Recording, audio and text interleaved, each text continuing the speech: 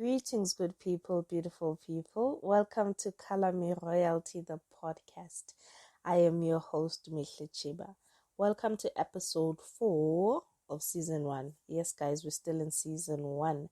And on this episode, I will be talking about supporting children and teenagers' mental health. And if you're not new on this podcast, you'd remember Uguti. On the previous episode, I mentioned Uguti mental health is important from childhood, adolescence, and adulthood, meaning that at any stage of life, one can have poor mental health and suffer from a mental illness. It's not only adults who may suffer from a mental illness, but children, teenagers, young adults can suffer from a mental disorder or illness. So, here's why I want us to talk about mental health and illnesses in children and young adults.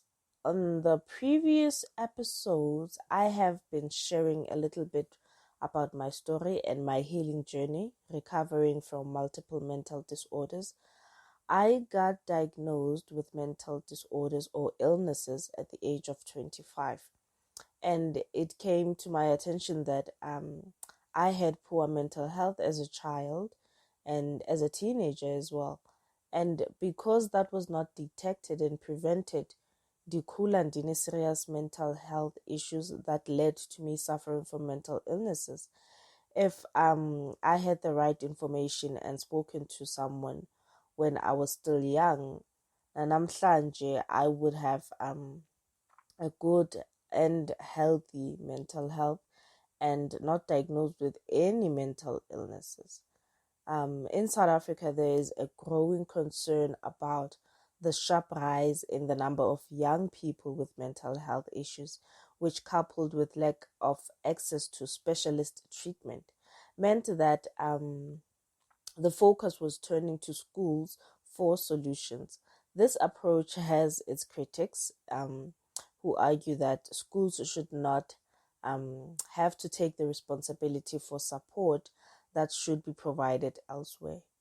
However, there is a strong evidence that shows that not only can schools have a major impact on children's emotional health and well-being, but that this can also lead to better educational outcomes as well as increased chance of these children growing up to be adults leading happy and satisfied lives. A good reason then, one would think, for all schools to prioritize the promotion of well-being and study of psychiatry and psychology. Children go to school for many reasons. We all know that. Schools are critical communities to support children and families. The expectation is that schools provide education. They also provide opportunities for youth to engage in physical activity and academic, social, mental health and physical health services, all of which can relieve stress and help protect against negative outcomes. So this is why children go to school. But that is not the case in our townships. Township or government schools have poor infrastructure, firstly, poor educational system, lack of health services, and all of that can affect children at school. So let me make an example. Imagine a child who comes from an abusive family and is in need of help emotionally, mentally, and even physical assistance. Schools should be able to provide social workers and mobile clinics at schools so they can meet the child's need. Having social workers, psychologists, pediatricians, psychiatrists, and nurses could create more like a safe space for children and youth to grow and learn to take care of their well-being, especially their mental health. It is better to detect early signs of mental illness in children and youth rather than in adulthood, because truth is children and teenagers can have poor mental health. And yes, it is a big deal because poor mental health in adolescence is more than just feeling blue. it can impact many areas of a teenager's life. Youth with poor mental health may struggle with school and grades, decision making, and taking care of their overall health. Um, Mental health problems in youth go hand in hand, okay? With other health, it goes hand in hand with other health and behavioral risk, like increased the drug use, experiencing violence, and higher risk of sexual behavior that can lead to HIV, STDs, and unintended pregnancy. I mean, we have a rising number in teenage pregnancy, and it all goes back to mental health. And I think people are still not aware of that, and it needs to come out now. And people need to make sure that their children are mentally stable and have a good mental health to be able to embark on life. Because many health behaviors and habits are established in adolescence that would carry out over to adult years. So it is very important to help youth develop good mental health. It makes sense um, to offer mental health support in schools because that's where children, teenagers, and young adults spend most of the time. A lot can be prevented by providing mental health services in schools because adolescence is a time for young people to kind of have a healthy start in life, because the number of adolescents reporting poor mental health in our township is increasing. Schools and parents can create these productive relationships with students and help them grow into healthy adulthood. Adults, actually, why am I saying adulthood? um, Help them grow into healthy adults. I am not saying all of the townships or government schools don't provide these services to students.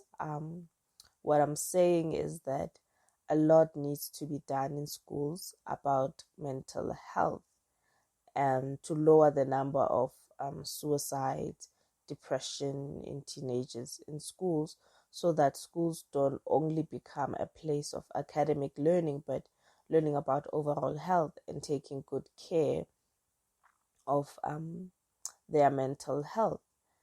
However, we are now experiencing the pandemic, which is the COVID-19, and it has disrupted many school bases, services, and not just that, but also it has put more pressure on children and teenagers and young adults and adults.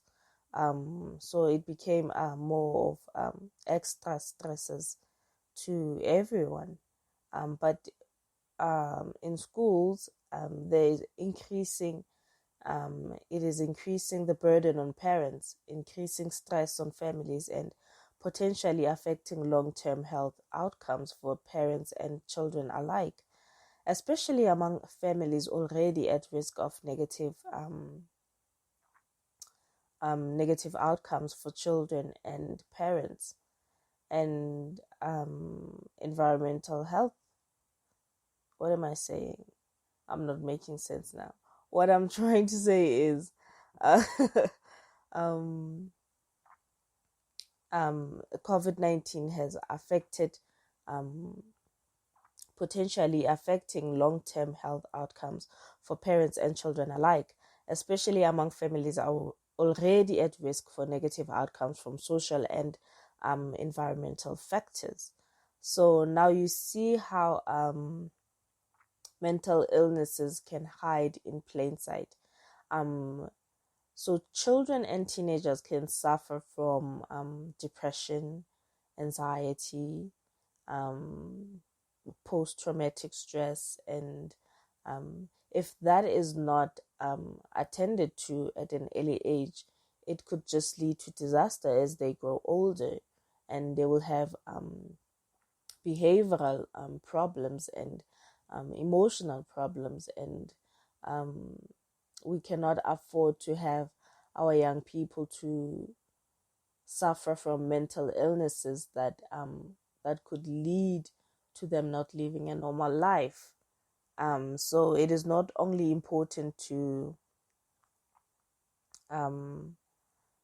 take care of our mental health when we're grown ups, but it is important that children and youth mental health is considered when it comes to learning about health in schools. So all of that can be prevented. Mental illnesses can be prevented if it is detected at early ages. I think would have less children who commit suicide because of being depressed, because of post-traumatic stress and all of that, or having anxiety. So trying to prevent them from having all of these experiences that are mentally affecting them, so so that they can live a normal life, like I said. So I'm trying so hard to keep each episode short as possible, so that when we have doctors on the show, we can be able to have the whole full information and the right information. I'm not saying I'm not giving out the right information. I am giving out the best as I can. I do my research, and I read a lot of psychiatry and psychology books, and also I'm learning from my experience since I've been diagnosed with multiple mental illnesses, and my journey of healing from my mental illnesses. So I hope this was helpful. So we really need to support our young children and our teenagers and young adults, and also adults with their mental health, so that we can all have we can actually break the stigma and discrimination on mental health. So that's all from me today. Remember to show love, show peace, and Ubuntu to everyone. Don't stigmatize or discriminate, but let's educate each other about mental health. I am your host, Mihle Chiba. Thank you for listening.